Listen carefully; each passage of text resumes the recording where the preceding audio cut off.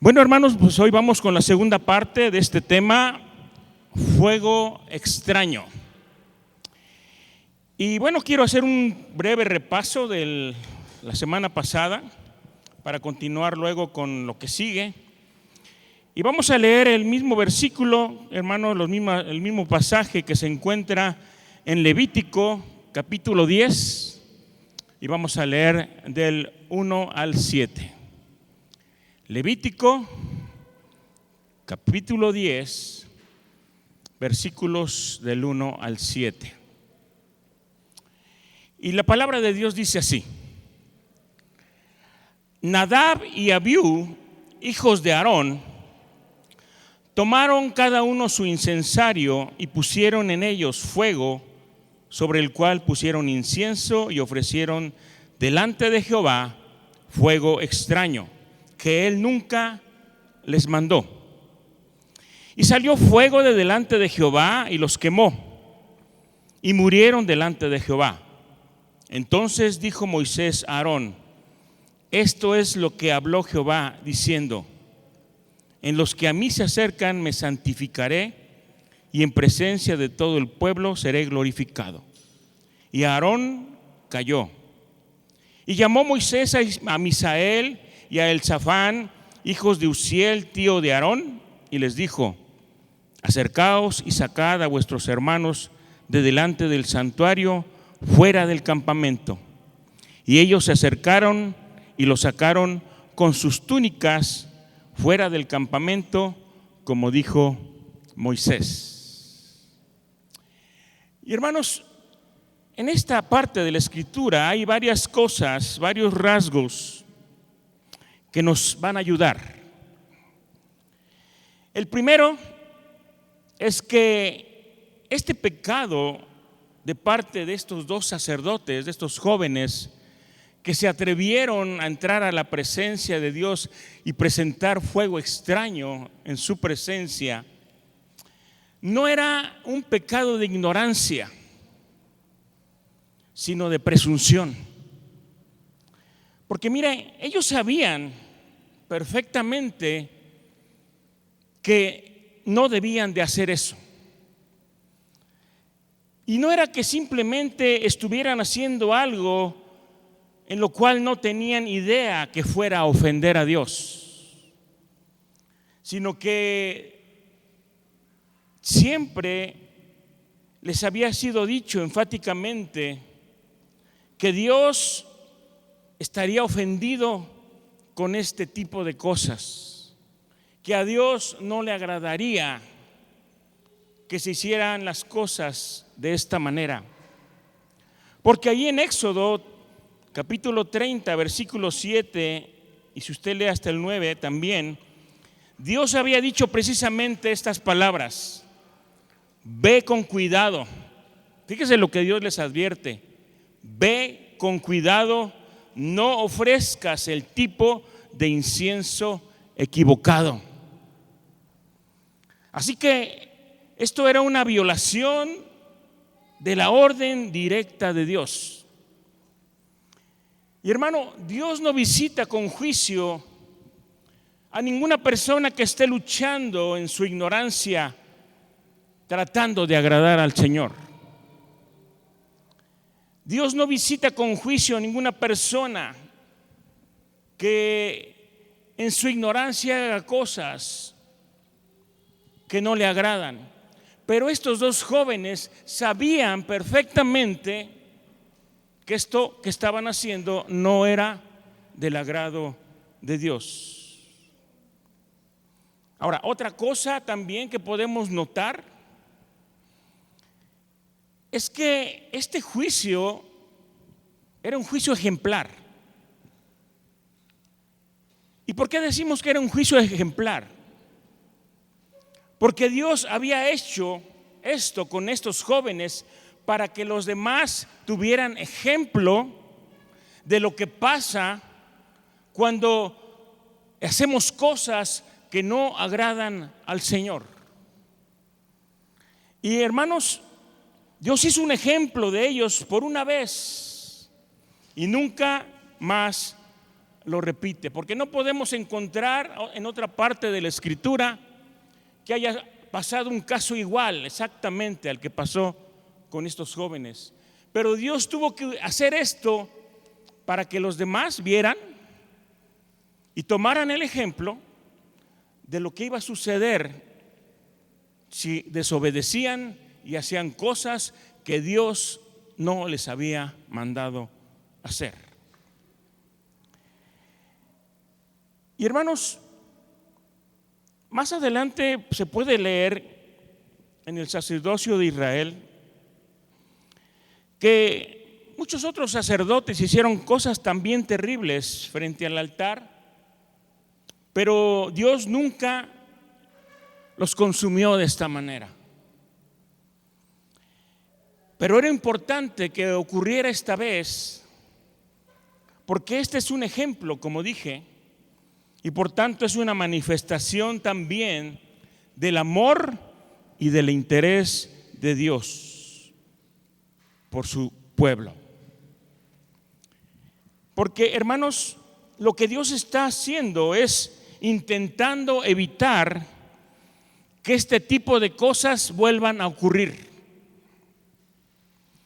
Y está dando una advertencia justa de las consecuencias finales a cualquiera que sea lo bastante presuntuoso como para pecar deliberadamente de esta forma delante de Dios. Y como dijimos la semana pasada, hermano, no hagas nunca nada que nadie te pidió hacer o nadie te autorizó a hacerlo. Y dijimos que esta es una ley del reino de Dios que funciona siempre. Funciona sí o sí. Nunca hagas nada que la autoridad no te mandó a hacer. Nunca hagas nada que la autoridad, sea Dios o las autoridades delegadas por Dios, nunca te pidieron que hicieras. Hermano, porque hay algunos cristianos, como dijimos también, que tienen la tendencia de hacer cosas aparentemente buenas, bíblicas tal vez, correctas probablemente, pero sin que Dios o la autoridad puesta por Dios te lo haya mandado. Y si lo hacemos de esta manera, entonces no esperemos que haya respaldo de parte de Dios, no esperemos que haya cobertura de parte de Dios para lo que hacemos, y lo que hacemos lo haremos bajo nuestra cuenta y bajo nuestro riesgo. Porque dijimos también, hermanos, que salirse de una cobertura, establecer una iglesia, por ejemplo, llamarse apóstoles, llamarse pastores, llamarse profetas, autonombrarse algo, no cuesta nada. Pero luego el testimonio de todas estas personas que Dios nunca les dijo que se llamaran algo, o que nunca Dios dijo que eran algo o quisieran algo, es muy malo. Y el precio de quien lo paga, lamentablemente, se paga. Y desafortunadamente, hermanos, muchas veces los que lo pagan es la familia, primeramente dijimos. Segundo, las almas de algunos que ingenuamente se ponen bajo la autoridad de aquellos que nunca han entendido cuál es el orden establecido por Dios. Porque tenemos un Dios de orden. Tenemos un Dios que le gusta el orden, que le gustan las cosas como Él las ha expresado, como Él las ha dicho. Y si seguimos ese orden establecido por Dios, hermanos, las cosas van a salir bien porque tendremos el respaldo de Dios, del Espíritu Santo.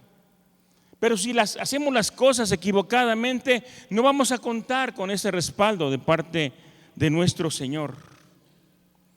Y estos dos muchachos de la historia, dijimos también que bajo la influencia del alcohol se jugaron la vida, pero acabaron perdiéndola. Y dijimos también que algunos actúan así hoy día, bajo la influencia quizás no del alcohol, sino bajo la influencia del orgullo, de la desobediencia, de la rebeldía o de la vanidad. Y aquí podemos entonces mirar una falta de respeto y de sujeción a la autoridad, cosa que a estos jóvenes les costó la vida. Y Dios actuó como siempre, con justicia imparcial, porque a Dios no le importó que estos dos jóvenes fueran sacerdotes, porque lo eran. Tampoco le importó que fueran hijos de Aarón, y tampoco le importó a Dios que fueran sobrinos de Moisés, porque lo que Dios ve es el corazón, es la intención del corazón. Y hermanos, muchas personas piensan, bueno, pues sí, Dios actuó de esa manera, pero pues eso pasó allá en el Antiguo Testamento. Son cosas que ya quedaron atrás, cosas que actualmente ya no pueden suceder y que en el Nuevo Testamento no pasó ya eso. Pero déjeme decirle que sí. Aquí ahora en el Nuevo Testamento, porque estamos viviendo una era neotestamentaria, nuevo testamentaria, en Hechos capítulo 4 versículos 32 al 35, vamos a ver también una situación. Dice: y la multitud de los que habían creído era de un corazón y un alma, y ninguno decía hacer suyo propio nada de lo que poseía, sino que tenían todas las cosas en común. Y con gran poder los apóstoles daban testimonio de la resurrección del Señor Jesús, y abundante gracia era sobre todos ellos. Así que no había entre ellos ningún necesitado, porque todos los que poseían heredades o casas las vendían y traían el precio de lo vendido y lo ponían a los pies de los apóstoles, y se repartía a cada uno según su necesidad. Miren lo que pasaba entonces en esa primera iglesia de la historia. Estaban todos, dice la palabra, juntos, unánimes, reunidos en un lugar, y todas las cosas que ahí había eran en común para todos. Y algunos todavía voluntariamente decían: yo tengo un terreno, yo tengo una casa, lo voy a vender, y el importe de lo que me den lo traigo también a la iglesia. Se lo entregaban a los apóstoles, y los apóstoles repartían a la gente según su necesidad. Qué padre, ¿no? Y mire, yo creo que esto es una forma milagrosa de lo que sucedió, porque en la actualidad, hermano, desafortunadamente no es así. Porque además, en aquella época las cosas eran voluntarias, como las son ahora también, porque nadie obligaba a nadie a hacer algo. Las personas que decidían traer cosas para la iglesia o vender una casa, un terreno, lo hacían de manera voluntaria. Los apóstoles no los obligaban. Ellos de su corazón nacía hacer eso por la iglesia del Señor. Pero vámonos adentrando, hermano, a esta situación un poco más, y vamos a Hechos capítulo 5 del 1 al 11. Dice la palabra del Señor: pero cierto hombre llamado Ananías, con Safira su mujer, vendió una heredad y sustrajo del precio sabiéndolo también su mujer, y trayendo solo una parte, la puso a los pies de los apóstoles. Y dijo Pedro: Ananías, ¿por qué llenó Satanás tu corazón para que mintieses al Espíritu Santo y sustrajeses del precio de la heredad? Reteniéndola, ¿no se te quedaba a ti? Y vendida, ¿no estaba en tu poder? ¿Por qué pusiste esto en tu corazón? No has mentido a los hombres, sino a Dios. Versículo 5. Y al oír Ananías estas palabras, cayó y expiró, se murió. Y vino un gran temor sobre todos los que lo oyeron. Y levantándose, los jóvenes lo envolvieron y sacándolo, lo sepultaron. Pasado un lapso como de 3 horas, sucedió que entró su mujer, no sabiendo lo que había acontecido. Entonces Pedro le dijo: dime, ¿vendisteis en tanto la heredad? Y ella dijo: sí, en tanto. Y Pedro le dijo: ¿por qué convinisteis en tentar al Espíritu del Señor? He aquí a la puerta los pies de los que han sepultado a tu marido, y te sacarán a ti. Y al instante ella cayó a los pies de él y también expiró. Y cuando entraron los jóvenes, la hallaron muerta y la sacaron y la sepultaron junto a su marido. Y vino un gran temor sobre toda la iglesia y sobre todos los que oyeron estas cosas. Mire, ¿qué era lo que querían Ananías y su mujer Safira? Lo que quisieron era aparentar. Quisieron aparentar porque querían dar la impresión ante todos los demás que estaban dando todo. Pero, hermanos, a Dios no se le puede engañar. ¿Se imaginan en las iglesias cuánta gente moriría o moriríamos por querer aparentar? Ojalá que nunca suceda. Pero en las iglesias habría muchos muertos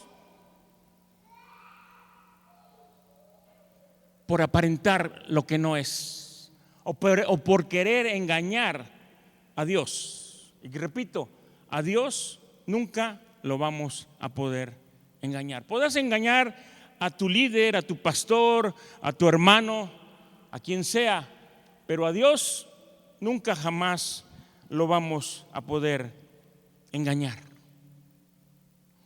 Pero miremos nuevamente lo que dicen los versos 7 y 8. Dice: pasando un lapso como de 3 horas, sucedió que entró su mujer, no sabiendo lo que había acontecido.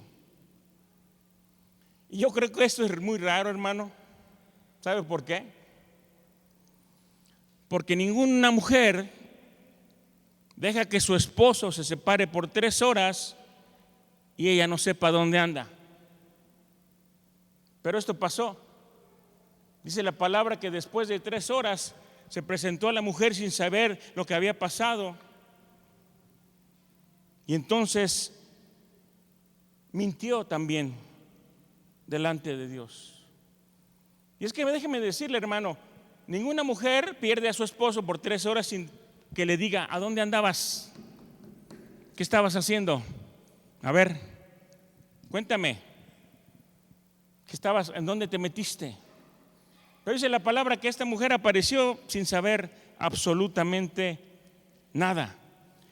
El versículo 8 dice: entonces Pedro le dijo: dime, ¿vendisteis en tanto la heredad? Y ella dijo: sí, en tanto la vendí. Y aquí vemos, hermanos, que esta mujer tuvo la oportunidad de decir la verdad. Tuvo la oportunidad de decir: mira, mi esposo y yo vendimos esta propiedad, pero hemos decidido solamente dar una parte y lo que resta pues nos lo vamos a quedar. Pero ella mintió también. Y cuando le pregunté: oye, ¿es cierto que vendiste en este precio la heredad? Y ella dijo: sí, en ese precio lo vendimos. Y entonces dice la palabra que ella cayó a los pies de Pedro y murió, y vino un gran temor a la iglesia. ¿Cómo no habría de haber temor en la iglesia, hermano, cuando la gente estaba mirando lo que sucedía por mentirle a Dios, por querer aparentar las cosas que no son?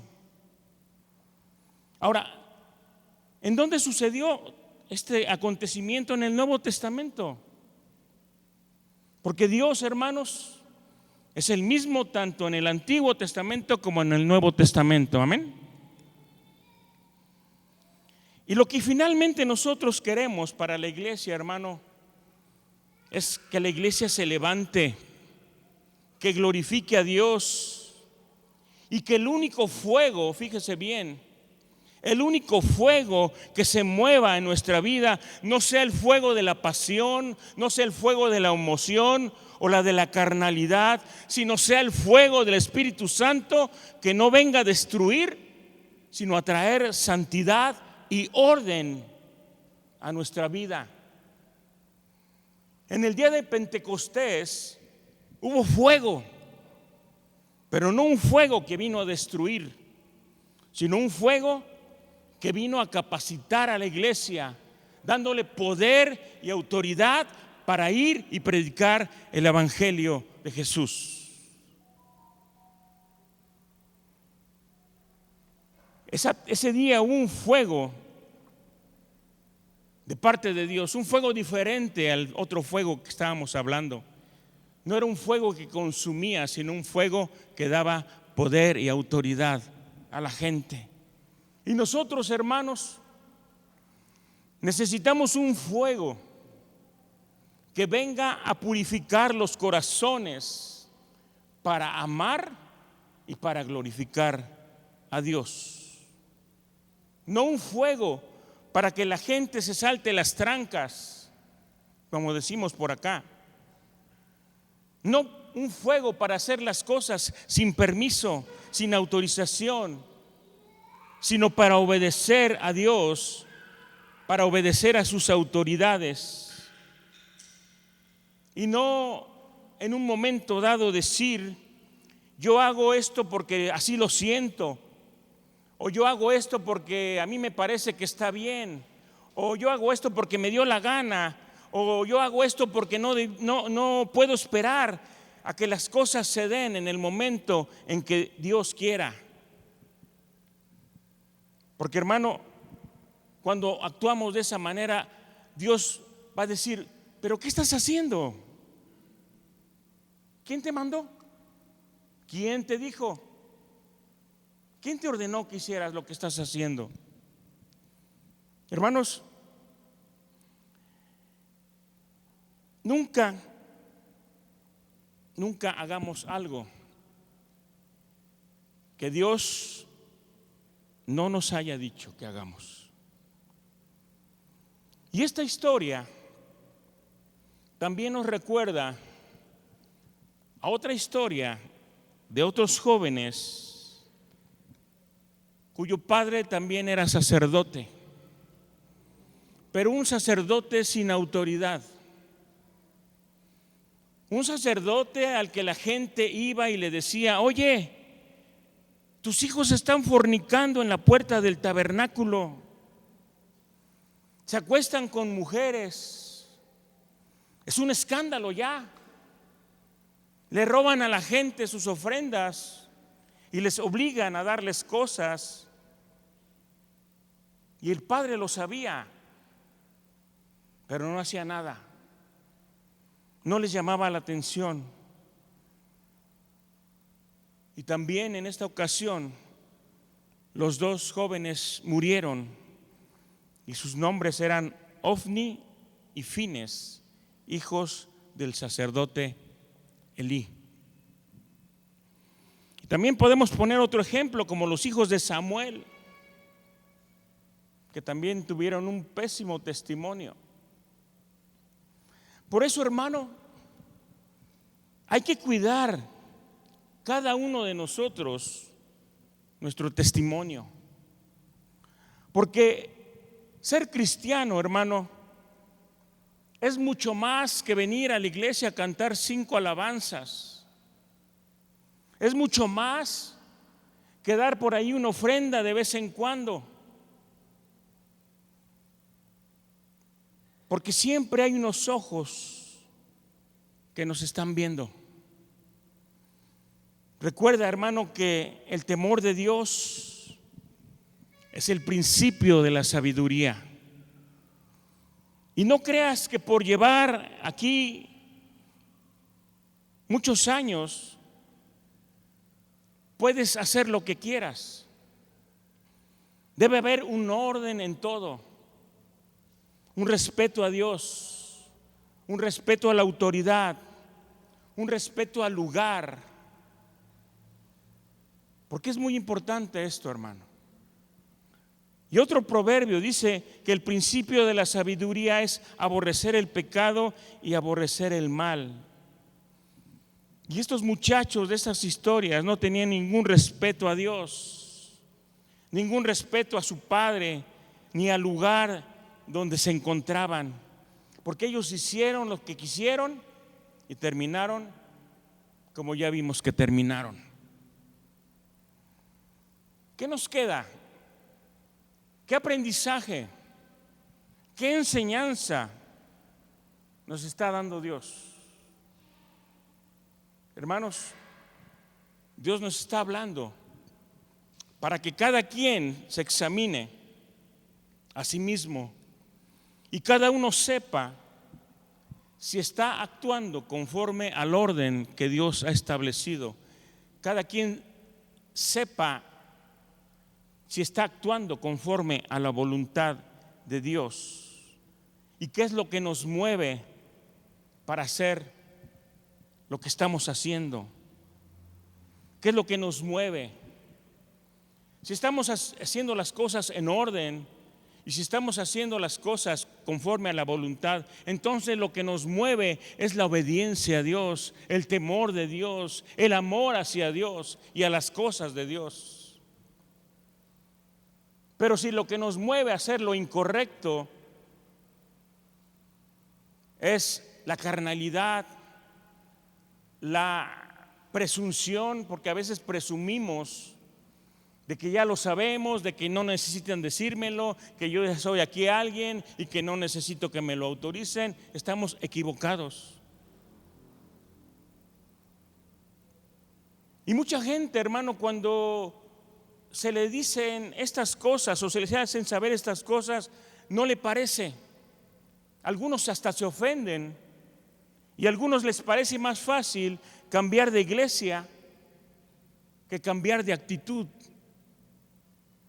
Porque cambiar de iglesia no cuesta nada, pero cambiar de actitud conlleva obediencia y respeto a Dios y a todo lo que se trate de Dios. Porque, hermanos, no se trata de cambiar por fuera, sino de cambiar por dentro. Porque fue por dentro, hermano, que las vidas de Nadab y de Eliú se consumieron. Fue por dentro en donde estaba el mal. Porque acordémonos, hermanos, que cuando vino el fuego consumidor de parte de Dios, dice la palabra que los consumió por dentro y sus vestiduras estaban intactas. Cuando los sacaron del tabernáculo iban con sus vestiduras totalmente limpias, pero se consumieron por dentro. Preguntémonos entonces, ¿por qué hago lo que estoy haciendo? ¿Por qué actúo como estoy actuando? ¿Agrada mi vida a Dios? ¿Estoy en el orden de Dios? ¿Hay temor de Dios en mí? Porque mire, el fuego extraño se le puede llegar a ofrecer al Señor, muchas veces no queriendo, a veces queriendo, al obrar o al hacer las cosas según nuestras propias convicciones, creyendo que al haber sido revestidos con la autoridad que se nos ha conferido en la organización a la que pertenecemos, por eso pensamos que todo lo que hagamos para Él y por Él es correcto, y no siempre es así. No siempre hacemos lo correcto. Y esto, hermanos, nos puede conducir a la muerte espiritual. Nos puede conducir a ser consumidos por dentro. Y cuando alguien es consumido por dentro, hermano, muchas veces ni lo notamos. Apenas se llega a notar o no nos damos cuenta. Y podemos mirar aquí, venir a la gente, verla normal, haciendo lo normal, trabajando igual. Pero cuando ha hecho las cosas de la manera que no agrada a Dios, hermano, tenga la seguridad que por dentro se está consumiendo y corre el riesgo de morir espiritualmente. Porque podemos mirar a la gente y dices, hola, hola, ¿cómo estás? ¿Todo bien? Sí, ¿cómo estás? Bien, gracias a Dios. No nos damos cuenta, pero algo está pasando en su interior. El fuego de Dios lo está consumiendo, hermanos. Y como dijimos la semana pasada, no solamente somos afectados nosotros, la primera más también que podemos afectar inmediatamente es nuestra familia, nuestros hijos, nuestra casa y a la gente que está a nuestro alrededor. Porque mira, cuando no hacemos las cosas correctamente, los que estás discipulando, a los que estás enseñando, a tus propios hijos, te van a ver hacer eso y ellos también te van a imitar. Y estás enseñando cosas incorrectas a los que están a tu alrededor, pero ellos van a pensar que porque tú lo haces está bien, cuando no es así. Es por esa razón que decimos que podemos afectar con nuestra actitud incorrecta a personas que no tienen la culpa, que no tienen nada que ver y que les estamos enseñando mal y poniendo un mal ejemplo, porque ellos nos van a seguir. Mi papá lo está haciendo, pues yo lo voy a hacer. Mi mamá también, yo también la voy a imitar. Mi líder lo hace, pues yo también lo hago. Mi pastor también hace esas cosas, pues yo lo voy a hacer. Seguramente está bien. Por eso muchas veces, hermanos, aunque no nos demos cuenta, estamos afectando la vida de las personas y la vida espiritual de las personas. Porque muchas veces estamos convencidos de que cualquier iniciativa personal que tomemos debe estar respaldada necesariamente por el Espíritu Santo, y que al parecernos a nosotros buena, no lo es, porque no hemos consultado antes al Señor y no hemos sabido esperar los tiempos de Dios para actuar. Y luego nos llenamos de orgullo religioso al creer que el Señor se le puede ofrecer incluso lo que a Él no le agrada o lo que Él no puede dar por bueno. Y como dijimos, a veces nos embriagamos de nuestra propia gloria sin temor de acercarnos al Señor para ofrecerle fuego extraño. Fuego extraño de nuestra popularidad, fuego extraño de nuestro éxito, creyendo que por esa misma aceptación, que por esa misma popularidad o éxito, el Señor va a aceptar lo que le estamos ofreciendo. Pero sabes una cosa, Dios no lo va a aceptar. A Dios no le va a agradar. Y cuando eso sucede, hermano, lo que hace el Señor es permitir que se haga fuego de su presencia para hacer morir espiritualmente a los que le hemos ofrecido ese fuego desconocido para Él, porque Él nunca nos mandó hacer. Ofreciendo fuego, un fuego totalmente distinto del que se posó, por ejemplo, en los discípulos el día de Pentecostés. Ese fuego de ese día de Pentecostés, cuando salió del trono de gracia. Hizo que aquellos que estaban reunidos esperando, fíjese, la promesa del Señor en el aposento alto, fueran de menos a más y recibieron poder, recibieron autoridad para ir y predicar el evangelio y para echar fuera todos los demonios. Un fuego distinto, hermano. Finalmente es un fuego de Dios también, pero este fuego es bueno para nosotros. Es un fuego que nos beneficia y no que nos consume. Así es que, hermanos, tengamos cuidado, porque nuestro Dios, dice la palabra, Dios es un Dios que es fuego consumidor. Necesitamos, hermanos, irnos con cuidado. Por eso es necesario que entendamos todas estas cosas, porque son fundamentales para nuestra vida cristiana. Son fundamentales, hermanos, para ser conocidas y poder de esa manera entender que debemos de alinearnos a la voluntad de Dios y debemos estar en el orden establecido por Dios y no salirnos de su cobertura, porque entonces no tendremos el respaldo de Dios en lo que hacemos. Es importante que vayamos entendiendo todas estas cosas, porque ¿sabía usted lo que era un fuego extraño? ¿Alguien se lo había explicado? Sin embargo, es bien importante, porque de ahí parte lo que será de nuestra vida y de nuestra vida cristiana en el reino de Dios. Y lo que hizo el Señor con estas personas, quizás en un momento dado pudiéramos decir, es que fue algo muy fuerte, algo muy terrible, algo contundente.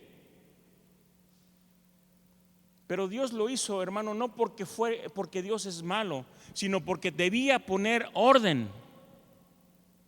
Y debía hacer esto para que los demás tomaran el ejemplo de las consecuencias que se pueden sufrir cuando ofrecemos fuego extraño y estamos en desobediencia y en desorden en nuestra vida cristiana. Y que esto también, hermano, nos sirva a nosotros como ejemplo de lo que no agrada a Dios y poder evitarlo para no correr el riesgo de sufrir las consecuencias que normalmente son fatales.